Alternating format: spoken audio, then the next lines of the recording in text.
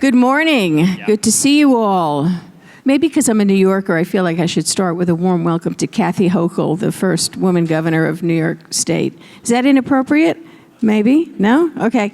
We're not here to talk about politics. We're here to talk about technology. My name is Ann Kirschner, and this whole conference, ASU+GSV, is about the technologies that are transforming and democratizing education through technology, and this panel will be no exception.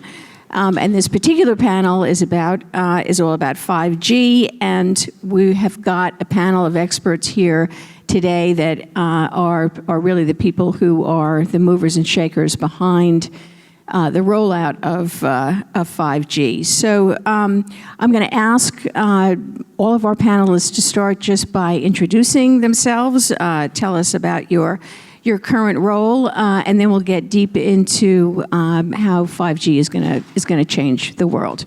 Lev, why don't we start with you and just go right down the road? Sure. Good morning, and thank you, Ann. I'm Lev Gonick. I'm ASU's CIO. I have responsibility running a utility corporation, a telecommunications corporation, and an innovation portfolio, and all of that is relevant to 5G. Keith Kressin. So I work at Qualcomm. That's a company local here in San Diego. Sell a lot of Snapdragon chips for cell phones, so many of you probably have that. I ran a couple of the business lines at Qualcomm, and all relevant for this panel. One is connected PCs, another one is AR, VR, and a third one is AI. So run those groups at Qualcomm, and they're all very relevant for education, and thanks for having me. Hey, good morning. My name is Matt Hickey, and I am the Vice President of Marketing for Public Sector at AT&T. And so my responsibility really is to support all things government related. So that is supporting our federal government, of course, state, local government, and education. And over the last year and a half, of course, at the onset of the pandemic, that has been our priority, really supporting all K-12 school districts and, of course, higher ed institutions as well. It's glad to be here.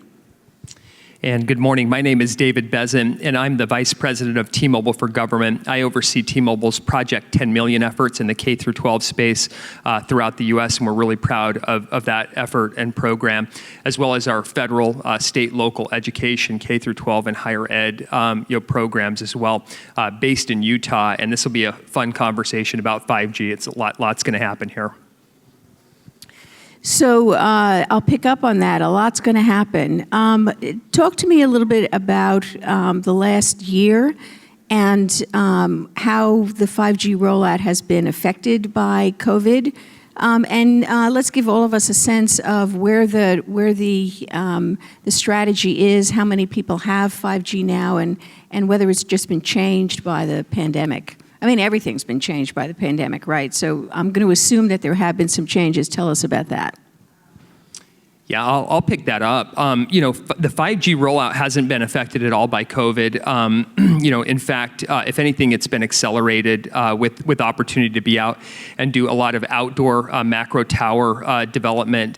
And at T-Mobile particularly, we had come together with the legacy company Sprint Communications, and so you had two companies joining together. And that was a really exciting phase of our time and tenure as organizations, going from kind of two dispersed separate organizations that were in the Fortune 140 space to becoming the 40th largest company in the US and the 67th largest company in the world with a market cap value of about $190 billion. And the biggest thing that we got out of that merger was spectrum. One of the things that was happening at Sprint was SoftBank was the parent company. And SoftBank, with all well-intentioned, was harvesting cash out of Sprint and not really reinvesting that back into infrastructure. And T-Mobile US's main interest is investing in actual US infrastructure and being able to go out and build 5G throughout rural America as well as in metro areas. And so that was a really big opportunity, and so much so to the point that we're spending about $45 billion in a rollout here over the next 5 years. 10 of those billion are spent this year. And the rollout plans are so aggressive that every single 7 days that goes by, we add 1 more million American individuals who have what they call ultra wideband or high-speed 5G connectivity every single week. And so it's a key top priority to make sure that this technology rolls out. And I think we'll talk, and Matt and others will talk about some of the big benefits that come from these types of technologies as they get rolled out and as people get access to them. And Ann, if I could just add, so I think it probably goes without saying that the last year and a half really has changed everything with the onset of the pandemic. As it relates to technology and innovation, however, I think it also has been a wake-up call where beyond just providing connectivity, there is a need to innovate and to use this opportunity where with crisis can come transformation. And so I'm very optimistic about where the future is ahead of us because of the investments that collectively we're making into providing new innovative technology that'll meet the demands of students, faculty, and school administrators. So let's go a little deeper into that just to, and I want to give you a chance to, but I really want to hear about some of the use cases that you're seeing out there. I mean, we can talk specifically about education, and we will, but more generally, like what's it good for? Yeah, I'd be happy to start. So I think one of the common things that we're seeing with any early adopter with 5G or new technology is schools, higher ed institutions believe that 5G has the opportunity to revolutionize education. And that's a great place to start. And it's organizations that believe in that are the early adopters. And so that's what we've seen at AT&T. I'll share a couple examples with a few universities because I think getting into the details around the use cases are really kind of what matter. But for those of us in this room that are here for the purpose of helping to either connect students by closing the homework gap or bridging the digital divide, this is an exciting opportunity for us to leverage the technology, the innovation, the solutions that we're all focused on delivering to help do that. So let me share an example of a use case through a partnership that we have with a leading university in the Southeast. So they are using AR in some very unique ways. And I know Keith will talk a little bit about some of the different AR use cases in a little bit. But they're using AR in a really unique way where they have turned up a simulated medical facility on campus within the university. They have built a hospital wing where they have mannequins. These mannequins are set up, and by the way, some of those mannequins are pregnant mannequins because they want to simulate real-life situations where they can test and learn different applications through use of these mannequins through the medical facility. And so what they did is they're using 5G to run real-life scenarios. Family distractions, things that we would encounter every day that you may not be able to do in a lab environment. This university, using this hospital wing that they set up, using this use case, is able to deliver that experiential learning. So I think that's one really good use case of how they're using 5G in a practical, real-world environment. Second use case I'll give, and it's a little bit of a different approach, and this is from an innovative university in the Midwest. They approached this a little bit differently. They started with the students. And so what they did is they developed a capstone program, really an experiential program, a course that was geared to transform their campus experience, and they engaged students at the start to help kick off that journey. In fact, that program was called 5G and Connectivity. And that really led to some phenomenal use cases around, they focused on 4 areas that were really important to them. So that's campus security and safety, improving the athletic or stadium experience, also academic e-learning environment, and then healthcare.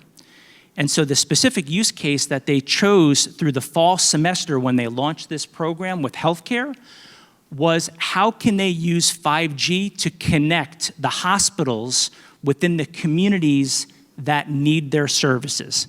And so they used 5G, they used AR, VR applications to help do that. And of course, what did that yield? It led to the opportunity where there's a desire to increase the rapid sharing of information using 5G technology and using AR and VR to do that, to help really connect the patient, the staff, inside the four walls of the hospital or wherever that, in this case, wherever that patient may be. And so what I would just close with is, by the way, that course was a phenomenal way to really get the students engaged in helping to develop this solution. And so as the course wrapped up in the spring, they used that to build a 5G innovation lab, which will be open in the fall.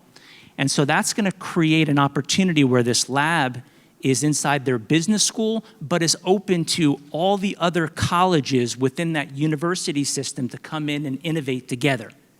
And then if you think of that fast forward, when you can bring industry in with academia to help collaborate and the opportunities that go from there. So that's an early example and one that I think will pay dividends, not only for this university, but for others that choose the same route. So I'll address a couple of the questions you had. One, I think just if you look at the base technology itself, a new G arrives about every 10 years.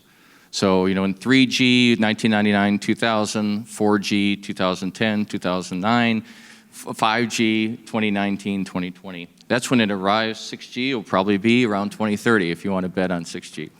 And each G, there's always a question of, okay, what's the use case? 2G was about voice, then digital. 3G, this new technology called the internet, came with 3G. 4G was about multimedia, YouTube, and now I can share videos. 5G is really about connecting more than just people to people. It's about connecting devices, computers, the Internet of Things. And it's about speed, which leads to immersion. So the way to think about it is you have a cloud. Everybody's heard of the cloud. And maybe there's an Amazon cloud or Microsoft cloud or Google cloud or many other clouds, education clouds. And you have devices. And what 5G does is because of its high bandwidth, low latency, it brings those two closer together. So if you have a phone and you're short on storage, maybe you're using storage in the cloud. And on your phone, you can't tell the difference if the photos are stored on your phone or the photos are stored in the Google Cloud, as an example. There's compute can be sharing. Maybe your phone doesn't have enough compute. Compute can be shared in the cloud. And so this idea of sharing and immersion is the key with 5G. And 5G just started, right? We're just a couple years in. More than 165 operators have rolled out 5G. Most all markets have rolled out some level of 5G. There's about 270 more operators investing. It's the fastest ramp out of any G. The technical hurdles are all solved. Now it's just a matter of ramping it, and it is ramping fast with very wide availability. When you start it, you could buy an $1,800 5G phone, then a $1,500 phone, then a $1,000 phone. Now, pretty much in the US, you're going to buy a 5G phone except for the lowest cost phones. So it's really rolling out fast in the US and in other markets. And I think to Matt's point, one value proposition is immersion. And because of COVID, because we're all separate, how do you reduce that distance? How do you reduce that distance for students or for work or for whatever reason? And 5G technology is what shrinks the distance that allows you to be much more immersed in the technology. And we could probably all give example after example, but 5G is what's going to make that immersive experience happen. And it's exciting because it's ramping across the world. And so rural places, emerging markets are all getting 5G. So the digital divide and the have and have-nots are being brought closer together by the rollout of 5G. Well, just from a campus perspective, I'll share with you that there's a bit of irony because I think, as David sort of implied, higher education is among the early adopters in all of the Gs. Well, it turns out, ASU, like a number of other major universities, we were among the first builds. And then COVID happened. So as of March 16th of 20, all of a sudden, all that infrastructure basically laid fallow. And so ASU, based on our charter about access and inclusivity, we worked with all of the carrier partners to really talk about how our students were going to get access during this COVID period. And it was a combination of new aggressive programs, which our partners came through with, obviously devices, hotspots, and other kinds of activities. Well, it turns out all of that was not 5G enabled. And it turns out that actually it's really complicated because we are so early in this particular cycle that is out there. And so for ASU, from an ASU perspective, the central issue is managing 5G as part of our overall wireless environment that is there, both for the institution's need.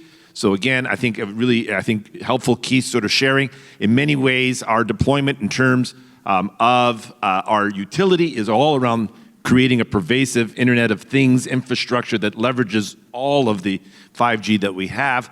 The telecommunications part of it is actually, in many ways, making sure that we, again, have very aggressive programs for our students so that they can acquire the device of their choice and the carrier of their choice, and make sure that while they're on any of our Phoenix campuses, that they have an outstanding experience. In the innovation space, it's really early days, and if you haven't had a chance to take a peek downstairs at an immersive experience that ASU is partnering with Dreamscape downstairs, that is a living proof point of a collaboration that we're doing with our 5G carriers, because anyone who has done any immersive experience, again, multiplayer, fully immersive experience, knows that today you have to carry the actual experience on your back. It's a backpack experience. And we're partnering with some of the folks up here to actually untether, so that in fact, exactly as Keith outlined, the experience itself, all the compute is actually living in the cloud. And the 5G is implanted actually in the headset. And that allows for an, I think, truly disruptive approach that provides for, in the innovation space, a chance for learners to have outstanding opportunities to engage, to experience in ways that hitherto we haven't been able to do because the technology has been rate limiting. So again, interesting start. Good news is that we start at ASU on the 16th. We're ready for students with all the 5G infrastructure about a year and change later, and we're looking forward to seeing how our faculty and students innovate. We have 5G innovation labs, we have student collaboration labs in 5G, and then this fabulous experience in immersive technology, which we will work together to produce, we think, this breakthrough that I'm speaking of. Yeah, and just one other thing I wanted to bring up. So if you're in the higher education or the K through 12 education space or the technology space, it's going to be extremely relevant to you. Because what we're essentially doing is we're creating commerce. We're creating ways for people to do transactions. I'll never forget being in Colorado Springs, Colorado in 2013 on my BlackBerry, and I couldn't figure out how to get the navigation to the Broadmoor Hotel. And I was like freaking out. Literally like an entire plateau of people were in there waiting for me to come and present. No one had the presentation. It was on my laptop. And I pulled over and asked a jogger in a panic, like, hey, how do I get there? And they told me how to get there. I walked in with 1 minute to spare, walked in to give my presentation. I asked this question when I gave my presentation: how many of you have done digital commerce on a device? And in 2013, in a room full of 400 state of Colorado employees, one person raised their hand and they'd figured out how to download a song on their device. And that was their version of digital commerce. Today, if I ask that same question in this room, how many people have done digital commerce on a device? All of you would think like maybe today that you've purchased something. It could have been an Amazon purchase. It could have been, something big. I mean, people are literally doing legal documents and transacting. The majority of that is on 4G technology, by the way. And if you want to take a look at the Gs, a good way to define them, and I really liked, Keith, how you said that.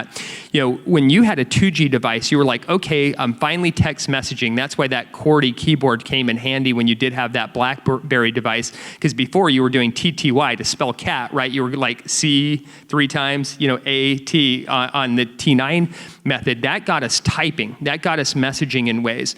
3G pulled in pictures to that. Remember the first time you started to send somebody a picture, you were like, oh my gosh, this is so great.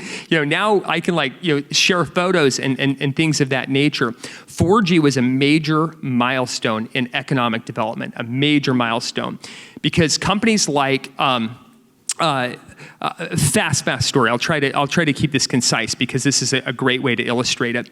My wife and I, we have 3 young kids, and we had a meeting with our daughters. Emmy's 11 and Isla's 15. And in this meeting, we gave them what they call a green card. If you've seen these green light card, they're basically where a parent can allocate money to a child. And I thought, what will my kids do? Maybe they'll buy something from the grocery store if they wanted to when they were physically with us. About 5 minutes after we have the meeting about responsible spending and things like that with the card, I hear both of my girls squealing at the top of their lungs when the doorbell rang. And I'm like, what's going on? Who's at our house Monday night at 9:30 p.m.? Well, it was Uber Eats, because they figured out how to order food and have someone do digital commerce that knew where our address was, they knew where the food was, and they were able to transact and do something in between. That has created jobs, that creates industry, that creates all kinds of things. And so 5G is going to unlock careers, it's going to unlock businesses that none of us have thought of. It's going to unlock a whole series of things, and that's why this is so relevant, and it all goes to chipsets. And the chipsets, as these chipsets get developed, and as the networks gain access to it, the magic starts to happen with the Levs of the world, right? As we educate students who have these ideas and the creativity, and what they'll do with it is going to be really powerful. I would just say, for those of you who are entrepreneurs in the audience today, the central technical proposition, again, to underscore Keith's point, is low latency, high throughput. And for you, this is an enormous opportunity just to, again, underscore the point that David just shared. So I encourage folks to be thinking about not what we could do yesterday and do it better. This is an opportunity to absolutely rethink, and that's why the immersive piece of it is one of the most, I think, early killer app opportunities. We'll see exactly what comes to pass, but it's a really good example, along with, again, lots of opportunities for redefining what a telemetry network is. And that is this idea of what runs on the utility. And again, that's typically not who shows up at this show. It's not folks in that space, but turning the campus into a living lab for 5G utility for engineering students or others is a fantastic opportunity for innovation and for making I think, good money. And Lev, I'll just add on to a point you just made with your ask really to this community here. I can share with you, and the investment is there. So if I just share with you, and some of you may know this number that are closely related to the telecom industry, I think GSMA estimated that over $900 billion will be spent on technology, on infrastructure over the next, from 2021, from this year to 2025, and about 80% of that will be 5G focused. So as you think about future forward technology, and you think about innovating and ideating around how to tap into that platform and monetize that and put a solution that will help students and schools and society help connect some of these really important social issues, the investment is there. So it sounds like the investment is there, the capital investment is there for the infrastructure, but let's not lose sight of that digital divide. It was a terrific panel. I had the pleasure of joining yesterday. And we all know the stories about the kids who pulled up outside of the local 7-Eleven so they could capture some Wi-Fi because they didn't have it at home. Are you so optimistic that in this latest rollout of this wonderful technology that we're not going to be just doubling down on the haves and the have-nots? I think when you think about the digital divide, it's really critical because if you have content, how do they access the content, right? If you want communication, how do they access the content and communication? And if you have no connectivity, it's a major disadvantage for you. And one of the things we were really proud of last year in the K-12 space is in 1 year's time we connected 3 million students, 3 million. And giving them, access to mobile technology is a big deal. One of the things that we see happening from 5G is lack of cabling. I mean, cabling is something that, is going to become less and less.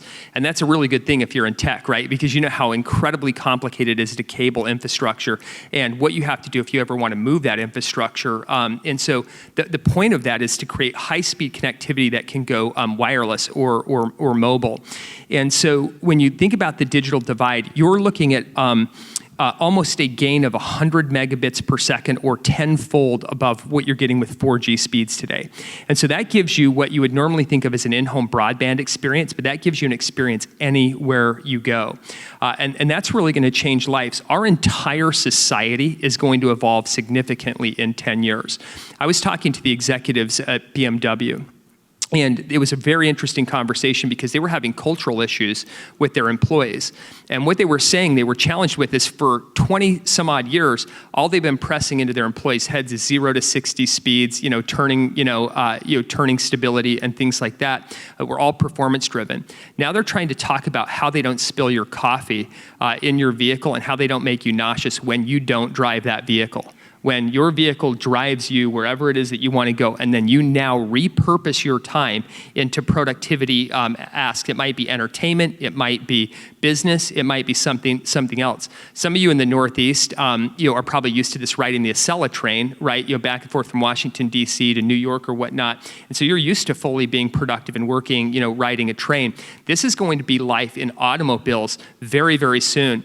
And you see the transformation of EVs and those types of things. And so you get to the digital divide, we've got to make sure that's where the world's going. I mean, it's an absolute must that each student have some level of connectivity. And then that cable cutting is happening in a really cool way. Normally, if you want in-home internet today, somebody has to come and dig a trench in your yard, bring in cat cable, drill a hole in the side of your house, poke the cable through, and then you plug in a router. Cut that step out and just plug in the router. 5G infrastructure will pull that in and it will run your whole home. We're really proud. We're now offering that in a quarter of US households today, where they can come and just put in a router and plug it in the wall and it will run your entire home with 5G technology. You'll start to see schools do that on a commercial basis.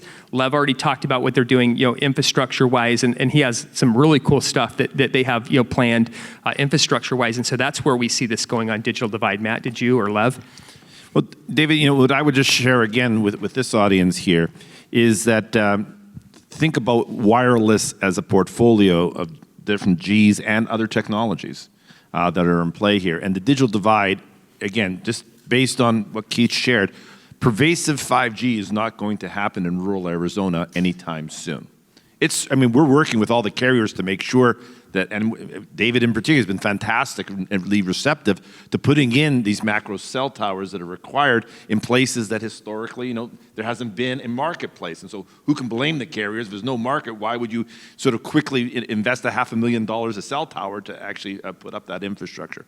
But there are ways, and it's actually critically important, and from my vantage point, that schools and innovators that are out there think about the overall wireless spectrum, because it is the wireless spectrum that affords us the best opportunity to attend to digital equity issues right now. While at the same time, we just today, passed a massive $1 trillion infrastructure bill. There's the north of 45 billion just for digital infrastructure related to topics like this. It behooves us to figure out how to take advantage of it. It's not all 5G. And so again, there are things that campuses can do. There are things that communities can do to leverage other spectrum. Again, all of that is now more or less poised and ready to go. It really just behooves us to figure out how to partner and break down.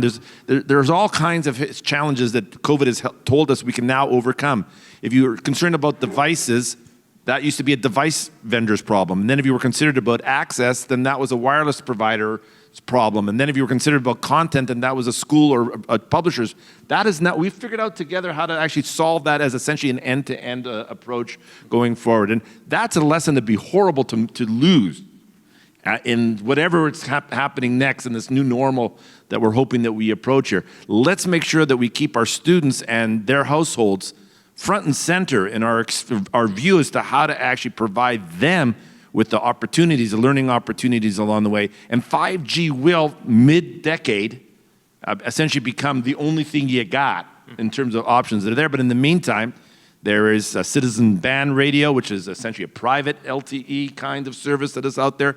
There are new ways of extending what used to be called microwave technologies, and again, another now called millimeter wave technologies, another part of the wireless spectrum. And there are other parts of the wireless spectrum that, again, we'll be working with partners to propagate. But at the same time, there are wireless internet service providers who are doing this inside communities. Great opportunity for, I think, entrepreneurs to partner in a much, much more I would say, dynamic way with the providers that are out there to actually provide, again, either point solutions or platform solutions or content solutions to help educate K to 20, and maybe think about this in lifelong kind of learning perspective as well. Yeah.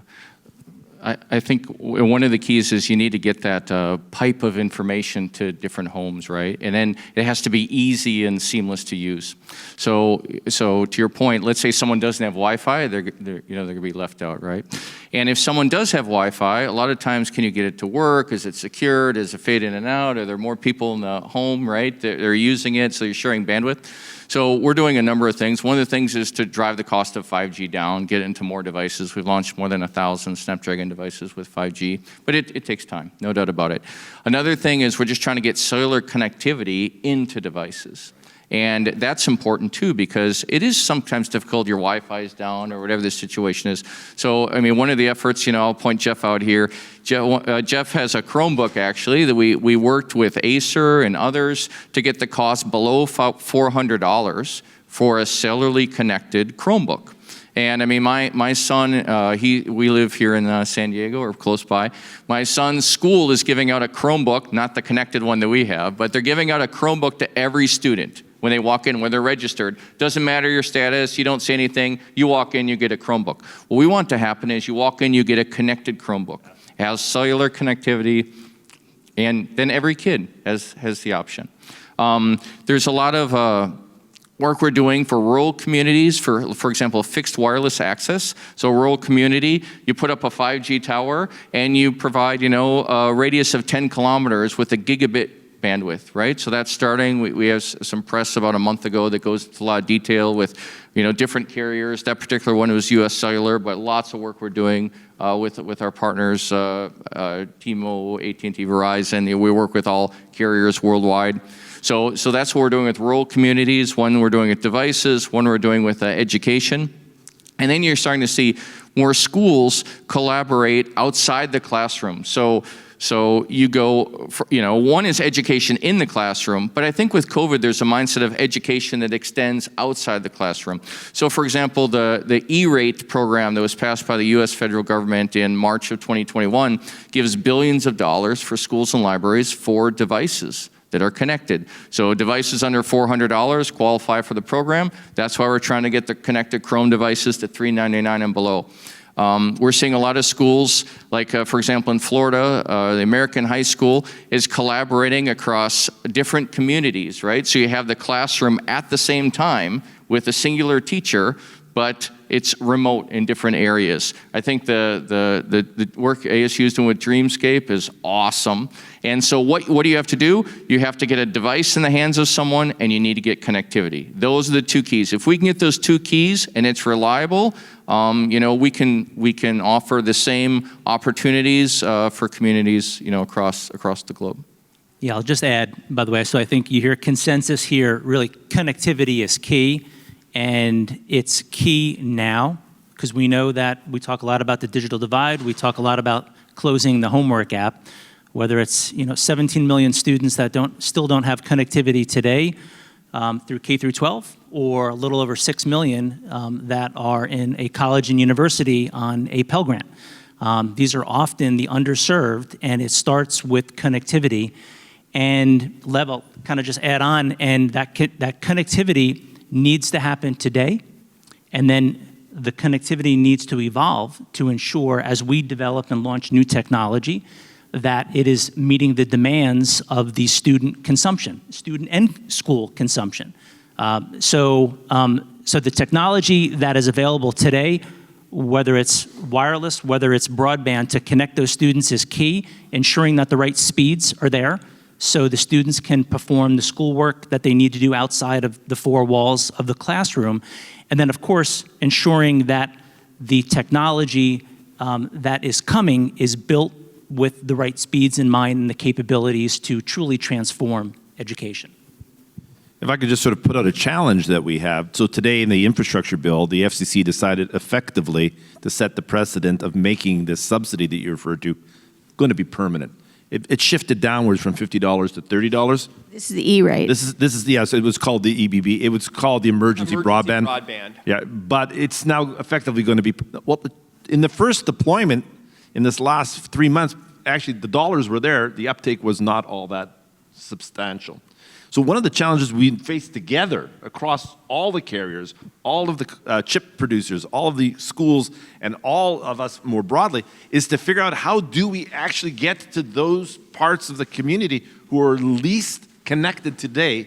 And it's more than right now affordability, because we've basically reduced the cost to about $20 out of pocket, if that. So what are our opportunities to collaborate at scale? And part of it is not to wait for the carriers to solve that problem. At least not my view. We have to work as educators, as entrepreneurs, to actually create compelling content and an opportunity effectively, very much the way you just described it. When you walk in, you get your connected device and an opportunity to learn how to use that connected device so you can share it with the folks back home, and so that they can see why it's worth adopting as well. Hugely important, great opportunity again. I know we're getting short on time, but. No, we're good, but actually it raises the question on my part, which is how involved, what's your role in getting the content and the exciting applications that actually make, 5G, it's tech, right? So that's boring. Dreamscape, now that's interesting, right? That's an application that makes your technology something real and exciting. I didn't mean that they were boring. I meant that the technology I'll sort it out with her later. Until you light it up with some sort of application. That's and what some I are meant. Plumbers, some are architects. We know. The lowly plumbers don't get any credit. Right. Okay. Or love, apparently. Well, you said it, I didn't. But do you see a role for yourselves in fostering that ecosystem around 5G that makes it really come to life for the public? Yeah, so, Qualcomm, we make a lot of 5G chips, but what am I responsible for? PCs and AR/VR. PCs, we're trying to be much more immersive, right? The PCs themselves, much better camera quality, much better audio, noise reduction, you can block the crying in the back with a button or whatever. So there's a lot going on with PCs, obviously trying to get 4G and 5G integrated into as many as possible. And then I think what's really transformational is going to be the AR/VR world. And I don't know how many of you will be able to see the Dreamscape demo or have demoed any of, tried the Quest 2 or tried any of the really solid educational content in VR, but that is a game changer.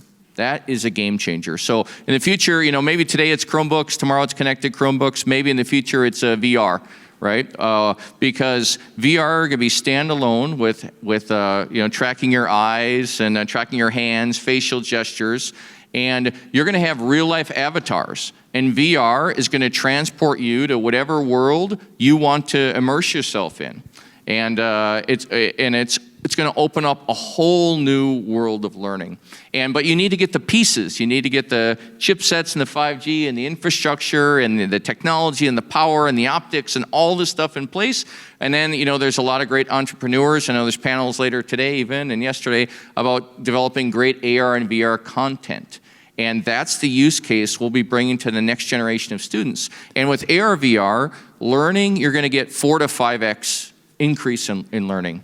If you compare a student reading a book about the ocean or about the human body with a student immersed in it from VR, that student immersed in it is going to have an incredible advantage. And we need to get that to as many students as possible in the future. That is going to be the future. Anyone that tries the Dreamscape or anyone that tries any of those examples, you will know in the first minute that this is going to be the future of education. I couldn't agree more, and I'll just take the moderator's prerogative as the countdown continues. That the one thing I had not understood about AR, about VR specifically, is that we are all sitting here with screens like at our disposal. I got one on my arm, and I got one here, and maybe some of you are looking at your phones. When you're in an immersive environment, you are completely concentrated. You have to be, right? Because you are in a 3D environment that has taken over your brain. And that is the multiplier effect that it has on education. So since I really do want to stick the landing with our 10 seconds left, I want to say thank you to this team that has created the technology that is putting it to the service of the investors and the entrepreneurs and the creators and the educators who come to this conference, because that is what is going to transform and democratize education for the next generation. So please join me in saying thank you to this wonderful group.